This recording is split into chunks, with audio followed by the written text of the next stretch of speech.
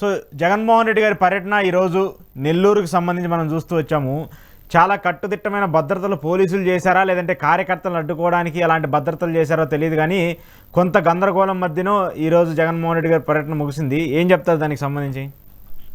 మాజీ ముఖ్యమంత్రి వైఎస్ జగన్మోహన్ రెడ్డి గారు వారి పార్టీకి చెందినటువంటి కాకాని గోవర్ధన్ రెడ్డి గారు మాజీ మంత్రి, ఆ జిల్లా అధ్యక్షుడు జైల్లో ఉన్నారు. దాదాపు 2 నెలలుగా వారిని పరామర్శించడం కోసం వచ్చారు. రెండో వైపు ప్రసన్న కుమార్ రెడ్డి ఇంటిపైన దాడి జరిగింది కాబట్టి వాళ్ళ పార్టీ నాయకుడుగా ఆయన్ని మాట్లాడడానికి ఇంట్లో చూడడానికి వచ్చారు. ఈ 2 ఘటనలు చూసినప్పుడు తీవ్రమైనటువంటి ఒత్తిడి మధ్య ఈ ప్రోగ్రాం జరిగింది. ద సేమ్ టైం విజయవంతం అయింది. ఇక్కడ ప్రభుత్వం నేర్చుకోవాల్సింది ఉంది. వైఎస్ఆర్సీపీకి ఇది ఒక పెద్ద సానుకూల అంశంగానే చూడాలి. ఎందుకంటే కొత్త సందేశం, మామూలు నెల్లూరు జిల్లా చాలా ప్లెజెంట్ గా ఉన్న జిల్లా, ఆ జిల్లా ఒక కొత్త సిగ్నల్ ఇచ్చింది ఈ ఎపిసోడ్ లో. ఒక్కొక్క జిల్లాల్లో ఒక్కొక్క ఎపిసోడ్ లో ఒక్కొక్క సిగ్నల్స్ ఇస్తుంటారు ప్రజలు. ఒక చోట ఎక్కువ ఒత్తిడి చేస్తే మేము తిరగబడతామని, మీరు ఎంత 10,000 మంది అంటే మేము 20,000 మంది వస్తామని ఒకదానికి పోలిక చేసుకుంటూ వచ్చారు. కానీ నెల్లూరు ప్రజలు ఒక భిన్నమైనటువంటి సిగ్నల్ ఇచ్చారు.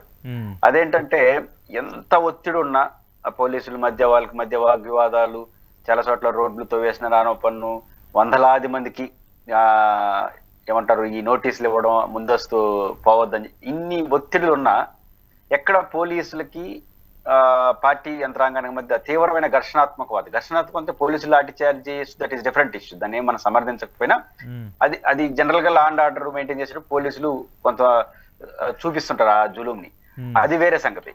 కానీ ఇక్కడ పోలీసులు వర్సెస్ ప్రజలుగా మారకుండా ఇంత ఒత్తిడిలో కూడా చాలా మంచి సిగ్నల్ ఇచ్చారు నెల్లూరు ప్రజలు. అంటే మేము మా నాయకుడు వెనకాల ఉంటాం, అట్ ద సేమ్ టైం ఒత్తిళ్ళు అడ్డుకుంటూ ముందుకెళ్తుంటాం అనే ఒక మంచి సిగ్నల్. ఎక్కడ చిన్న రచ్చ, మామూలుగా అయితే కొన్ని చోట్ల గొడవలు, పోలీసులు లాఠీ చార్జీలు చాలా జరిగిపోతాయి. ఇక్కడ కొన్ని 2 చోట్ల జరిగి ఉన్నాయి.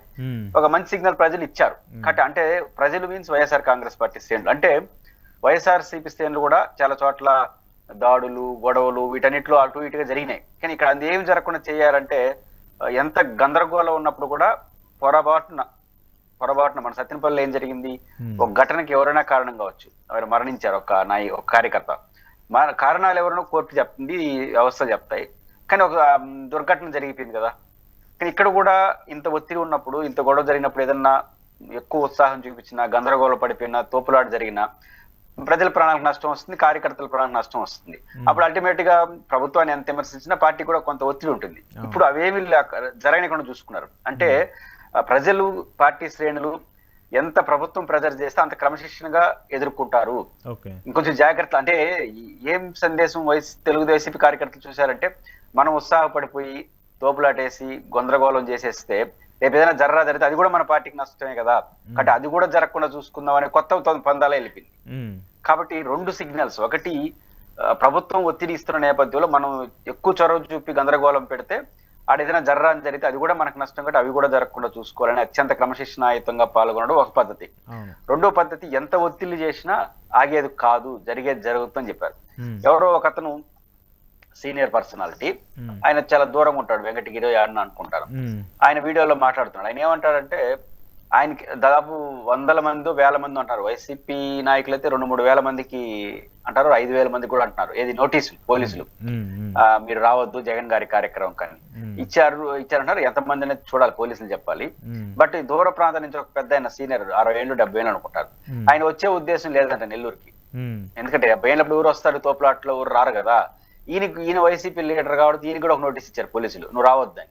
ఎప్పుడైతే పోలీసులు రావద్దన్నారో దాని పంతానికి నెల్లూరుకి వచ్చా అంటారు.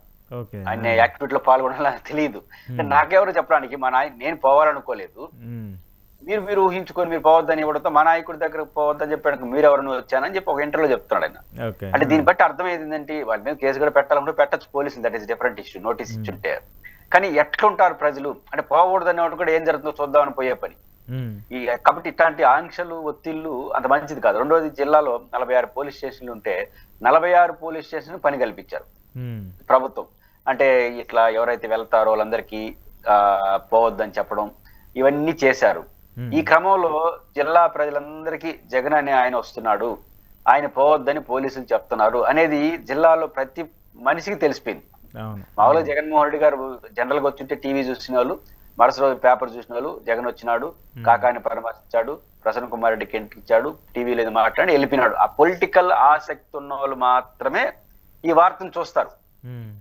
పేపర్లో రేపు పేపర్లో వస్తుంది, ఈరోజు టీవీలో వస్తాయి, ఎక్కువ మందిని చూస్తారు. కానీ ఇప్పుడేమైంది, ఈ మొత్తం అన్ని పోలీస్ స్టేషన్ పరిధిలోనూ ప్రతి గ్రామంలోనూ లేకపోతే ప్రతి మండలంలో ఇంపార్టెంట్ గ్రామాలందరూ నోటీస్ ఇచ్చారు కదా. నోటీస్ ఇచ్చి ఎందుకు పోలీసులు నోటీస్ ఇచ్చారని ఊరంతా చర్చించుకుంటుండ్రా. కాబట్టి జగన్ వస్తాడంట, ఆయన పోకూడదంట. అందరూ తాగుతారా? నువ్వు ఇచ్చిన నోటీస్ అంతే, కానీ ఎందుకు వస్తాడు, ఎందుకు ఇలా అడ్డుకుంటున్నారు, ఇవన్నీ ప్రజల చర్చనీయాంశం అవుతుంది. కాబట్టి జగన్మోహన్ రెడ్డి గారి పర్యటనను సాధారణంగా పోలీసులు కూడా విజయవంతంలో పాత్ర పోషిస్తారు. వివిఐపి వచ్చినప్పుడు సెక్యూరిటీ, ప్రజల్లో ఇబ్బంది కలగకుండా పోలీసుల పాత్ర ఎప్పుడూ ఉంటుంది. కానీ ఈసారి పోలీసుల పాత్ర ఎట్టుందంటే ఒత్తిడి పేరుతో, రాకూడదనే పేరుతో, నోటీసులు ఇవ్వడం పేరుతో ఈ ప్రోగ్రామాన్ని బ్రహ్మాండంగా విజయవంతం చేసేసినారు. ఇప్పుడు ఒక రాజకీయ నాయకుడు ఎందుకు వస్తాడు అశోక్ గారు ప్రజల్లోకి అంటే ప్రజలకు తెలియజేయడం కోసం.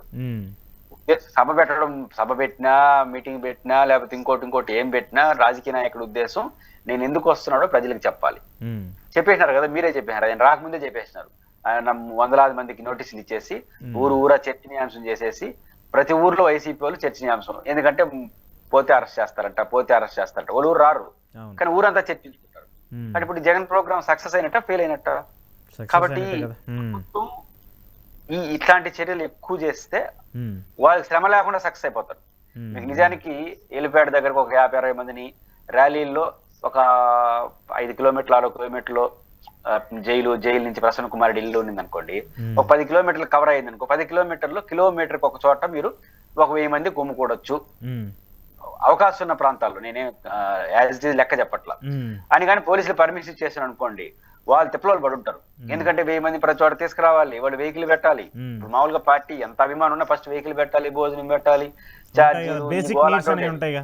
నీడ్స్ అంటారు. కాబట్టి పోలీసులు పద్ధతిగా పర్మిషన్ ఇచ్చుంటే ఆ ఖర్చులన్నీ వాళ్ళకి అయింటాయి. ఇప్పుడు ఏమైంది, ఎవడు ఖర్చులు పెట్టేది లేదు, పాడు లేదు. వాడు మా నాయకుడు వస్తున్నాడు వచ్చినారు అంటే వైసీపీ వాళ్ళకి ఆర్థిక ఖర్చులు తగ్గించినారు, ప్రచార ఖర్చులు తగ్గించినారు, మొత్తం మీద విజయవంతం చేసినారు. ఎవరు విజయం వాళ్ళకన్నా మీరు ఎక్కువ చేసినారు. కాబట్టి ఎక్కువ ఉత్సాహం చూపిస్తే ఇట్లా ఉంటుంది రాజకీయాల్లో. కాబట్టి నెల్లూరు పర్యటన ద్వారా ఖచ్చితంగా ప్రజలు రాను ముఖ్యంగా పార్టీ కూడా ఒత్తిడి ఎంత పెంచితే అంత ఎక్కువ మంది వస్తారు. రెండు, ఒత్తిడి అంత ఎక్కువ పెట్టే క్రమంలో చేయకూడని తప్పులు చేస్తే ప్రజలు మరింత యాక్టివ్ అయిపోతారు. రెండు, చాలా జాగ్రత్తలు తీసుకుంటారు. మనం ఏమన్నా పొరపాటున తోపులాడేసి ఎవరైనా జరిగితే నష్టం వస్తే పార్టీకి నష్టం అని. కాబట్టి ప్రజలు రోజు రోజుకి యాక్టివ్ అయిపోతారనే విషయాన్ని ప్రభుత్వం అర్థం చేసుకుంటే మంచిది.